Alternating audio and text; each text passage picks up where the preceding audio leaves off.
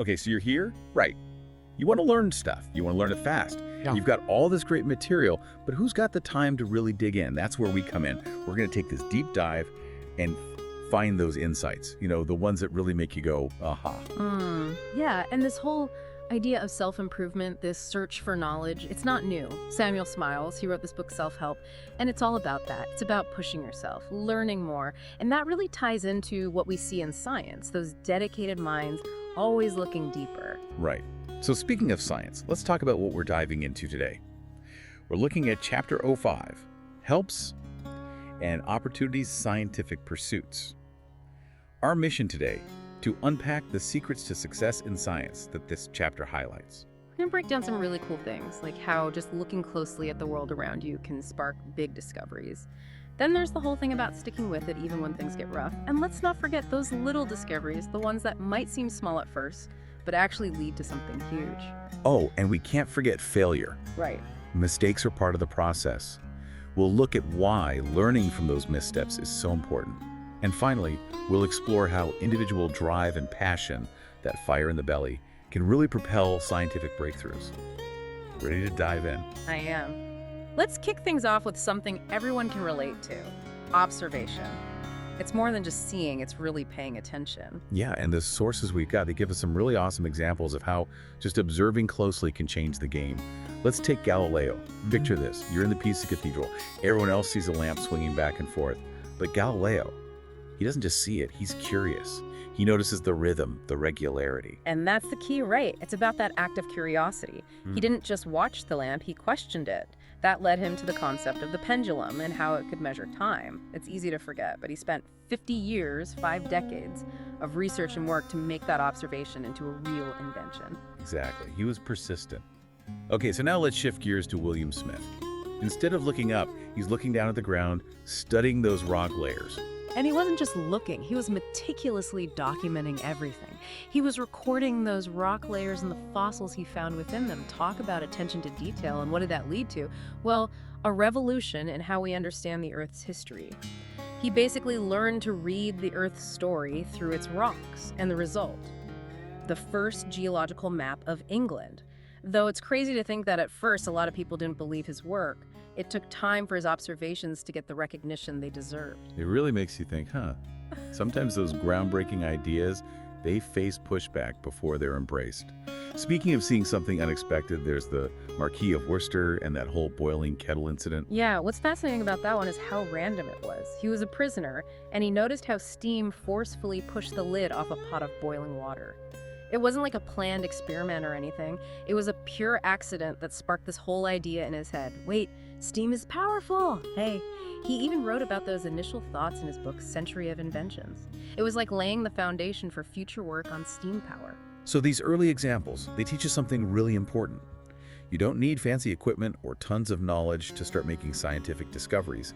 What you need is to be a sharp observer, to really look at the world around you. And most importantly, to ask why. Absolutely. And it makes you wonder, how often do we miss those opportunities because we're not really paying attention? All the time, probably. So, we've talked about observation, but what about when those experiments fail? Or when people just don't believe your ideas? Our sources, they have some really interesting stories about sticking with it, about persevering, even when faced with setbacks. Totally. It's all about resilience. And one classic example is Sir Isaac Newton and, well, his dog Diamond. You know the story. Oh yeah, poor Newton. Years of work, complex calculations, all gone because his dog decided to make a snack of his papers. It's almost funny, right? But you can imagine how frustrating that must have been. But here's the thing. Newton didn't give up. He just started over. And that's what's so inspiring. He didn't let a setback, even a big one, stop him.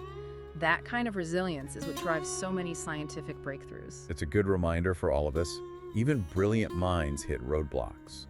And those setbacks, they weren't always accidents either. Think about Austin Henry Layard digging up those ancient cities at Nineveh. Oh man, that was a tough job. Layard faced all sorts of obstacles, finding the money for the dig, dealing with politics, even just the physical challenge of excavating. But he was determined. The text describes his work as fueled by individual enterprise, industry, and energy. And in the end, his dedication paid off. He uncovered those amazing archaeological treasures that taught us so much about a lost civilization. And then we've got Comte de Buffon. He faced a different kind of challenge: long-term commitment and proving people wrong. Yeah, Buffon was incredibly dedicated to natural history. He's actually famous for saying, "Genius is patience," and he lived that. People didn't think he was anything special when he was young, and he dealt with chronic pain. But none of that stopped him. He kept studying, kept writing, and he ended up leaving behind a huge body of work that's still influential today. These stories are so relatable, especially when you think about the struggles we all face when learning something new. You get frustrated, you want to give up. But these guys, they show us that setbacks are just part of the process. Even the most successful people hit those bumps in the road. And sometimes, the biggest obstacle isn't personal struggles, but people rejecting new ideas. Like what happened to Dr. Jenner when he introduced the idea of vaccination. Yeah, people were not happy about that one. They called it a trifling, vulgar rumor. Can you believe that? It shows how resistant people can be to change, especially when it comes to something as big as a new medical treatment. It took Jenner a long time and a lot of effort to prove that vaccination worked and that it was safe. And of course, now we know it saved countless lives. It's hard to imagine how skeptical people were back then. And this whole idea of delayed recognition, it comes up again with Sir Charles Bell and his super detailed work on the nervous system. Bill spent years and years doing these incredibly intricate experiments on the nervous system. And what's interesting is that his big discoveries, they weren't immediately understood or accepted. It just goes to show that sometimes scientific progress takes time. You might make a discovery, but it takes a while for everyone else to catch up and really appreciate its significance. And sometimes it's a totally random observation that sparks years of research. That's what happened with Dr. Marshall Hall and his work on reflexes. Right, Hall just happened to notice something, and that sparked this burning curiosity in him to figure out how reflexes worked. He even said, "I will never rest satisfied until I have found all this out and made it clear." That kind of relentless pursuit of knowledge, that's what drives so much scientific discovery. Hearing all these stories, it's clear that perseverance isn't just some nice-to-have quality in science. It's absolutely essential. And it makes you think about your own approach to learning, doesn't it? Do you give up easily? Or do you dig in and keep going? I think that's a powerful question to ask ourselves. We can learn so much from these historical figures about how to approach challenges in our own lives. Okay, so we've talked about observation, we've talked about perseverance. Now let's get into something a bit more, well, surprising. The idea that sometimes the biggest leaps forward in science come from those unexpected, seemingly tiny moments, like what happened with Galvani and his frog leg. That's such a classic example. It's crazy to think that something as simple as a frog leg twitching when it touched different metals would lead to the whole field of galvanism. But that's exactly what happened, and the impact. Huge. It totally changed our understanding of electricity and even how our bodies work. It really shows that even the smallest, most accidental observations can hold the seeds of major scientific breakthroughs. Mind-blowing, right? I mean, who knew a frog leg could be so revolutionary? And then there's Benjamin Franklin and his, well, shocking discovery about lightning. Ah, yes. So Franklin figures out that lightning is a form of electricity, right? And people are like, okay, so what? What good is that? And his response, classic Franklin. What is the use of a child? It may become a man. Genius. It's like he's saying you can't always see the immediate use of a scientific discovery, but that doesn't mean it's not important. It might take time, but those discoveries can grow into something really impactful. I love that analogy. It's a strong argument for supporting basic research, even when we don't know exactly where it's going to lead. It's about building that foundation of knowledge. Who knows what incredible inventions will come from those basic discoveries down the road. So keep an open mind. Great. Don't dismiss those findings that seem small or useless at first glance. You never know what they might lead to. Now let's talk about something we all experience, in science and in life.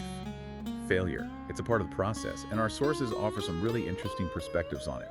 What's cool is that they don't see failure as the enemy of success. It's more like, well, a stepping stone. James Watt, the inventor, said that a history of failures was one of the things most wanted in mechanical engineering. Basically, you learn by figuring out what doesn't work. Makes sense, right? Yeah. You try something, it doesn't work. Okay, now you know that path is a dead end, but you've learned something in the process. And Sir Humphrey Davy, he really believed in that idea. He actually said that some of his most important discoveries came from messing up in the lab. It just goes to show that failures aren't just setbacks. They're opportunities to learn and to get closer to the truth. Successful scientists, they don't see failure as the end. They see it as valuable data. It's a total mindset shift. Instead of getting discouraged by failures, You analyze them, you figure out what went wrong and use that to improve. And there's this quote in our sources from a really respected researcher who said that huge obstacles often come right before a big discovery. That's so true. It's like you hit a wall, you get frustrated, but then you push through and boom, a breakthrough. It takes a lot of resilience to keep going when things are tough. So the takeaway, don't be afraid to fail. Embrace it, learn from it, and keep going. Now let's shift gears and talk about what really fuels scientific progress. Passion. Our sources have some really inspiring stories about people who were driven by their love of a subject. And because of their dedication and hard work, they made incredible contributions to science. Let's start with young William Herschel. Herschel's story is so cool. He started as a musician, not a scientist. But in his free time, he was obsessed with astronomy, and he didn't just read about it. He built his own telescopes and spent hours observing the night sky. And guess what? He ended up discovering Uranus. It's proof that you don't need formal training to make a huge contribution to science. What you need is passion and the willingness to work hard. From composing music to discovering planets, what a story. And then there's Michael Faraday.